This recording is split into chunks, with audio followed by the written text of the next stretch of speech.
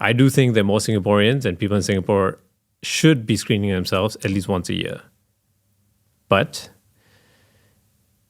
just like you said, what do you do with those results?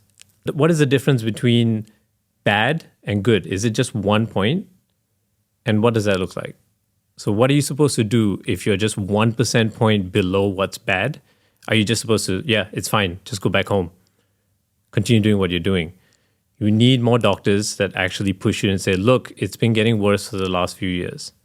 You need to start doing something. And there are a lot of doctors that do it, but when it comes to, if it's a conveyor belt of health screenings, it is tough in those few minutes. Hey, look, all right, maybe you should do something better, but I don't really have the time to produce a plan. And that's not the fault of a broken system. That's just maybe not their focus on that day. And I started to think about how can I produce some form of coaching that takes on that element of medical care and take on a patient or a client and to optimize the health screening results, which a lot of coaches may not fully be comfortable doing. But for me, I'm very comfortable looking at a bunch of results, looking at the context, taking the doctor's recommendation, and then provide a coaching plan. So I'm just comfortable doing that. I knew that that's where my unfair advantage was.